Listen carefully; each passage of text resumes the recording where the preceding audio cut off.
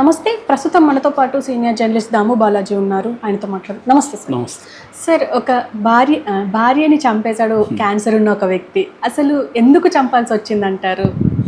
ఈ వార్త ఇప్పుడు వైరల్ అవుతుంది. గజియాబాద్లో ఒక రియల్ ఎస్టేట్ వ్యాపారి ఉన్నాడు, 46 ఏళ్ళ ఆయనకి, కుల్దీప్ త్యాగి ఆయన పేరు. వాళ్ళ భార్య పేరు అన్సు త్యాగి. ఆయన వీళ్ళిద్దరికి 2 పిల్లలు కూడా.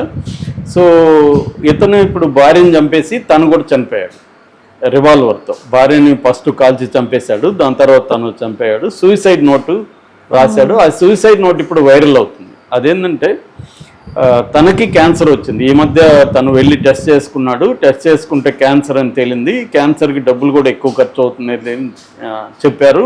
క్యాన్సర్ నయం అవుతుందని ఎవరు హామీ ఇవ్వట్లేదు. సో ఎలాగో నేను చనిపోబోతున్నాను, చనిపోయేటప్పుడు ఈ డబ్బులు అంతా ఖర్చు పెట్టడం దేనికి అనేది నెంబర్ 1 అనుకున్నాడు. నెంబర్ 2, నేను చనిపోయినాక ఈయన భార్యకు ఒక మాట ఇచ్చాడంట. ఎప్పుడు మనం కలిసే ఉన్నాం, కలిసే చనిపోదామని ఎప్పుడో మాట ఇచ్చాడు.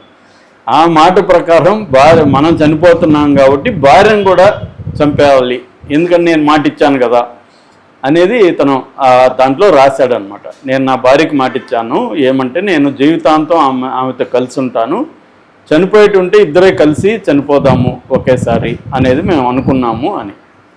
ఇక్కడ ఇప్పుడు చర్చ ఏంటంటే ఆమె అనుమతి తీసుకొని ఆమె కూడా కలిసి ఇద్దరు కలిసి చనిపోతే అది వేరే వ్యవహారం. కానీ ఈయన ఇప్పుడు ఒక్కొక్కసారి ఎన్నో అనుకుంటారు మూడ్లను బట్టి. ఎందుకంటే అంటే ఆ మధ్య నేను మా ఫ్రెండ్ ఒకటి ఇట్లాగే అనుకున్నాం, మనకేమన్నా విచిత్రమైన జబ్బు వస్తే నువ్వు నన్ను వచ్చి చంపేసి నాకు వస్తే, నీకొస్తే నేను వచ్చి చంపేస్తానని సరదాగా అనుకున్నాం. అంటే ఇప్పుడు ఏదన్నా నాకు విచిత్రమైన జబ్బు వచ్చి హాస్పిటల్లో చేరాను, అది ఇంకా బాగా అవ్వదు కానీ డ్రాగ్ ఆన్ అవుతుంది లైఫ్. ఇది నాకు ఇష్టం లేదు, నేను సూసైడ్ చేసుకున్న పరిస్థితిలో కూడా లేకపోవచ్చు కదా, అందుకని నువ్వు వచ్చి నన్ను చంపేసేయి, నీకు అలాగా ఉంటే నేను వచ్చి నేను చంపేస్తా అని మేము ఇద్దరం సరదాగా అనుకున్నాం. అంటే కథ డిస్కషన్. అప్పుడు దీన్ని మళ్ళీ ఎక్స్టెండ్ చేసి, ఫర్ ఎగ్జాంపుల్ ఇప్పుడు నేను అలాంటి పరిస్థితుల్లో చేరాను కానీ నాకు చనిపోవాలని లేదు, కానీ వీడు వచ్చి చంపేస్తాడు ఒప్పందం ప్రకారం.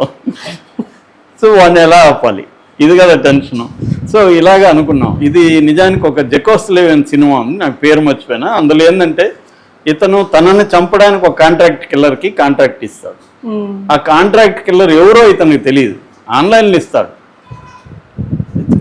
ఏది తను సూసైడ్ చేసుకోవాలనుకుంటాడు కానీ సూసైడ్ తను సొంతంగా తనను తాను చంపుకోలేడు కాబట్టి ఒక ఆన్లైన్ కాంట్రాక్ట్ బ్యాచ్కి డబ్బులు పే చేసేస్తాడు. వాళ్ళు 1 నెల లోపల 10 రోజుల లోపల వచ్చి చంపేస్తారు. కానీ ఇప్పుడు ఇచ్చేసినాకే తనకి చావాలని ఉండదు, కానీ ఇతను ఎవరు చంపుతారో కూడా తెలియదు ఆ కాంట్రాక్ట్. అలాగా ఇతను అందరినీ డౌట్ చేస్తూ ఒక పార్కులో వెళ్ళి కూర్చుంటాడు.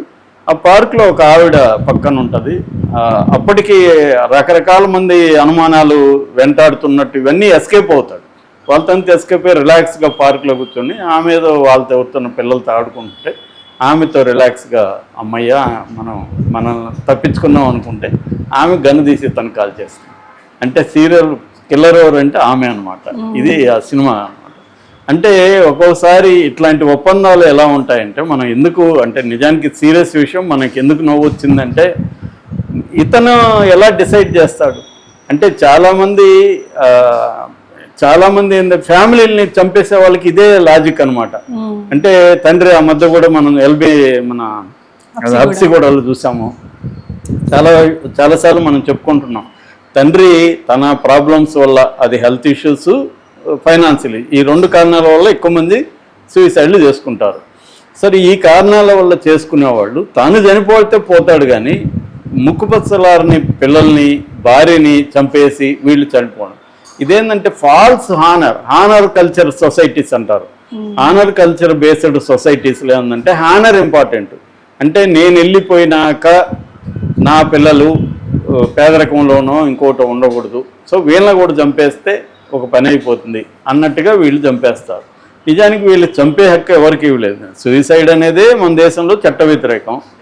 ఇక హత్య, అది సూసైడ్ కాకుండా హత్య కూడా చేయడం. ఇంకా హత్య చేసినాక వీడు కూడా ఉన్నాడు కాబట్టి ఇప్పుడు వాడి మీద ఇప్పుడు ఈయన బతుకుండే ఆమె చనిపోయి ఉంటే ఇతని మీద చర్య తీసుకోవచ్చు, ఇతను కూడా చనిపోయాడు. సో ఇది ఇప్పుడు చర్చ. ఇది మోరల్ యాంగిల్లో, లీగల్ యాంగిల్లో ఎవడేం చేయలేము. ఇది లీగల్గా నేరమైనప్పటికీ ఏం చేయగలము, ఇద్దరు లేరు. మోరల్ యాంగిల్లో డిస్కషన్. ఒక భార్యకి భర్త ఒక మాట ఇచ్చాడు ఏమని, చచ్చినా బతికినా ఇద్దరు కలిసే ఉండాలి, కలిసే చావాలని. చాలామంది అనుకుంటారు, ప్రేమికుల్లో మామూలుగా రెగ్యులర్గా అనుకునేది. యాక్చువల్గా ఒక చైనా గుచెంగ్ అని ఒక పోయిట్ ఉన్నాడు చైనాలో, ఆయన చనిపోయాడు ఆ మధ్య. ఆయన కూడా ఇట్లాగే భార్యను చంపేసి చనిపోయాడు. ఆ గుచెంగ్ ఫస్ట్ పరిచయం అయినప్పుడే గర్ల్ ఫ్రెండ్తో ఫస్ట్ డైలాగ్ ఏముందంటే, మన ఇద్దరం కలిసి ఆత్మహత్య చేసుకుందామా అని అడిగాడంట ఫస్ట్ డైలాగ్. అది ఆమెకు నచ్చింది, వీడు విచిత్రంగా ఉన్నాడు అనుకొని ప్రేమించింది. చివరికి కొద్ది రోజులు కాపురం చేసింది. వేరే దేశంకి వెళ్ళారు, ఈ దేశంలో వాళ్ళని బహిష్కరించారు చైనా నుంచి. అక్కడ ఒకరోజు ఉన్నట్టుండి అతను గొడ్డలతో ఆమెను నరికేసి తాను చెట్టు కూరేసుకొని చనిపోయాడు. ఇది విషాద గాథ. గుచెంగ్ వెరీ ఫేమస్ పోయిట్, ఆయన పోయిటరీ అద్భుతంగా ఉంటుంది. కానీ ఇలా చేశాడు అనమాట. అలాగే చాలామంది ఏంటంటే వీళ్ళకి మెంటల్ డిజార్డర్స్ కూడా ఉండొచ్చు. ఇప్పుడు ఈయనకి కూడా అది ఉందేమో అని నా డౌట్. ఎందుకంటే ఈయన డిస్కస్ చేసి ఉండాలి భార్యతో, నాకు క్యాన్సర్ వచ్చింది, నేను బతికే అవకాశాలు తక్కువ, ట్రీట్మెంట్కి డబ్బులు పెట్టాలి, ఈ కేమోథెరపీ అవి ఇవి అంతా కూడా మన మీద మనం వైలెన్స్ అది, సో ఇవన్నీ నాకు అవసరం లేదు, నేను చచ్చిపోదాం అనుకుంటున్నాను, నేను నీ గతంలో మాటిచ్చా కదా మన ఇద్దరం చచ్చిపో, నువ్వు కూడా చచ్చిపోతావా అని అడగాలి కదా. అదేమీ లేక ఇప్పుడు ఆమెకి ఏమనిపించచ్చు, నాకు చావాలని లేదు, నీకంటే విధి లేదు కాబట్టి నేనేం చేయలేను, నీకు కూడా కాపాడడానికి ట్రై చేద్దాం అని. చాలామంది ఇప్పుడు బ్రతిందయారా ఏదో ఒక బుక్ వచ్చింది, అందులో 1 year క్యాన్సర్తో అతను ఎలా పోరాడారు అనేది అతను రాసుకున్నాడు. కేరళ అతను, ఎన్ఆర్ఐ అతను. సో అది వెరీ పాపులర్ పుస్తకం. అలా డెత్ను ఫేస్ చేయాలి, జబ్బులు వచ్చినప్పుడు ఫేస్ చేయాలి. ఒకవేళ ఫేస్ చేయదలుచుకోలేదు, నీ వరకు నువ్వు చనిపో, భార్యను చంపే హక్కు ఎవరిచ్చారు? సో ఆమెకు బతకాలని ఉందేమో, ఆమెతో డిస్కస్ చేయకుండా, ఎందుకంటే ఆమె పిల్లలు ఉన్నారు, 2 బాబులు ఉన్నారు. సో వీళ్ళకి పెద్ద ఏజ్ కాలే, ఆమెకి 40 ఏళ్ళు, తనకి 46 ఏళ్ళు. సో పిల్లల్ని చూసుకోవాలి కదా, ఆమెకి ఒక బాధ్యత ఉంటుంది. అసలు ఏమీ లేదు, ఆమె పాటికి ఆమె బతకాలనుకునింది అనుకుందాం, ఇతను ఎవరు చంపడానికి? ఇది ప్రేమ పేరుతో మనవాళ్ళు మెలో డ్రామాలు ఆడుతుంటారు కదా, ప్రేమ పేరుతో చంపుకున్నాడు, నేనే పోయినాక నా పిల్లలు ఇబ్బంది పడతారేమని, ఎంత ప్రేమ ఆయనకి అనేవాళ్ళు కూడా ఉన్నారు. ఇప్పుడు ఇది కూడా ప్రేమ చూడు, ఆయనకి ఎంత గొప్ప ప్రేమ, భార్యని తను లేకుండా భార్య ఉంటే ఇబ్బందులు పడుతుంది. ఏమో ఆమె ఇబ్బంది పడుతుందా, ఇంకొక అతను పెళ్లి చేసుకొని హ్యాపీగా ఉండొచ్చు. ఎవరు చూస్తారు ఇవన్నీ? ఎందుకంటే ఈ మెలో డ్రామా అంతా సినిమాలో నడుస్తుంది తప్ప జీవితంలో ఆమె ఒకసారి యాక్సెప్ట్ చేసినాక లైఫ్ ఎవరికైనా డెత్ అనేది పర్మనెంట్, కంపల్సరీ డెత్. ఇతనికి ప్రీమెచ్యూర్ డెత్ వచ్చింది. సరే, అది బాధాకరమైన విషయమే. ఆమె చూసుకొని ఉండొచ్చు ఇతన్ని, కొద్ది రోజులు హెల్త్ బాగాలేకపోయినా కూడా ఉండొచ్చు.